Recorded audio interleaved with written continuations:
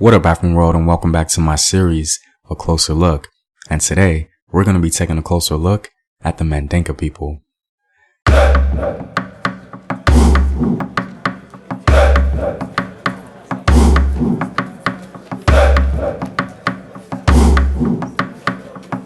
And as always, if you want to support the home team, you can do so on patreon.com. I have some new rewards for my supporters that include ebooks and illustrated videos, so be sure to check that out. Also, go to Afrographics.com, a website where you can find unique illustrative infographics summarizing African history. All the basic information you need is neatly compiled for you there. It's a really good resource and introduction to African history for beginners. The link to Patreon and Afrographics is in the description box below. The Mandinka are a major ethnic group in West Africa and are estimated to contain around 11 million people. They live in many West African countries, but they tend to only dominate certain regions. They're the largest ethnic group in Gambia, the dominant ethnic group in the Casamance region of southern Senegal, a major ethnic group in eastern Guinea-Bissau, and the dominant group in Guinea, where they're the largest group in the northeastern part of the country. The Mandinka descend from the larger linguistic family of the Mande peoples. Some scholars suggest that the Mande group that the Mandinka originated from came from an ancient Central Saharan people. The Mandinka are somewhat related to the Soninka and Bambara people and have been competing with them for a very long time.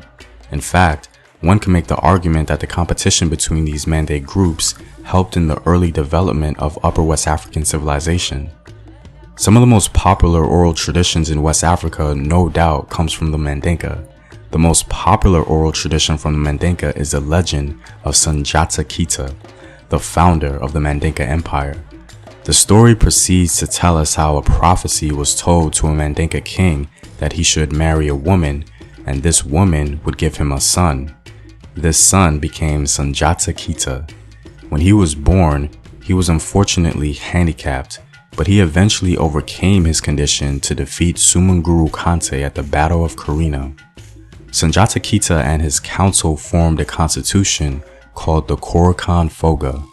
The Korokan Foga is the only West African constitution that we're aware of, which is testament to the grandness of Mandinka history.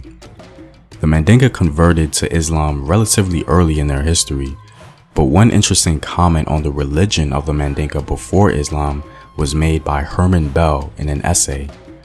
Foremost among the traditional gods is Pharaoh, who bears a remarkable, though probably coincidental, resemblance to the ancient Egyptian god Osiris.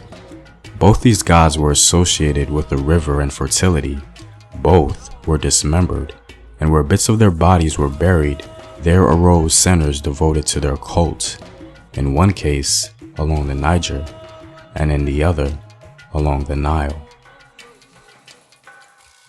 So according to Herman Bell, early Mandinka religion seemed to have accommodated the worship of several gods, in which the god Pharaoh was the primary. Pharaoh apparently bearing a striking divine resemblance to the Nile Valley god Osiris. This pre-Islamic Mandinka religion is very intriguing to say the least, but ultimately we don't really know the dynamics of it. Some scholars regard the populations in Senegal, the Gambia, and Guinea-Bissau as an ethnic group distinct from the populations in eastern Guinea and northwestern Côte d'Ivoire. Nevertheless, the term Mandinka is widely used to refer to both of these groups of people, and there is little doubt that they speak closely related languages and have similar customs and a shared ancestry in the Mali Empire. Like other Mande groups, the Mandinka emphasize patrilineal descent and live in extended family compounds within larger villages. Like most of the peoples of the Western Sudan, their traditional social organization included a system of hereditary castes.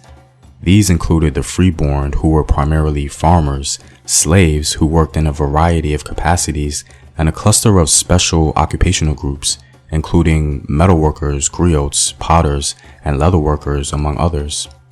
Traditionally, marriage outside of one's caste was forbidden. Each village quarter was dominated by a single patrilineage, an occupational group, which governed its own affairs, and its own set of spiritual shrines. The senior man from the most senior lineage was the chief of a particular village and served as an intermediary with the regional Mandinka officials. age grades of men who were circumcised and initiated together provided an important source of village unity. Traditionally, gender roles are quite distinct. Women performed the bulk of the agricultural labor, while men dominated long-distance trade, hunting, and warfare.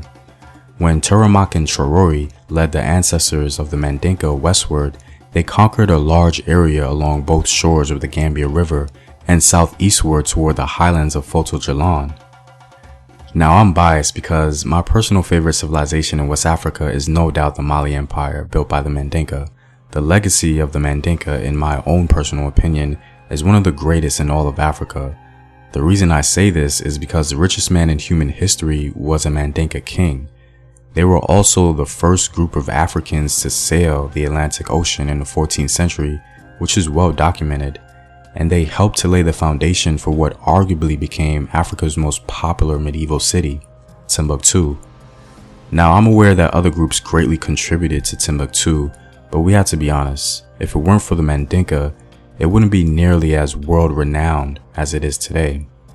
The empire the Mandinka built, known as the Mali Empire, is known as one of the three classical empires of West Africa, greatly influencing the region. After the Mandinka Empire fell, largely due to Songhai ambition, many of the western kingdoms that used to be loyal to Mali started to break away. Small groups of Mandinka, known as Gulawar, married into some of the leading Wolof and Serer ruling families and became an important influence in the political development of Wolof and Serer states. Also, after Mali fell, rogue Mandinka warriors began raiding the coastline of West Africa. This is how many people in the diaspora came to have Mandinka ancestry, largely due to the chaos of slave raiding. The Mandinka, especially along the coast, were a well-known warrior class, and this is why today, when we think of African warriors in general, we usually think of two groups, the Zulu and the Mandinka, also known as a Mandinka warrior. Well, I'm all out, guys. If you like these videos and want to help out in its continued production, you can support the home team on patreon.com. Also, go check out Afrographics.com, a site where you can get illustrative infographics on African history. Know thyself, remember your ancestors. Peace.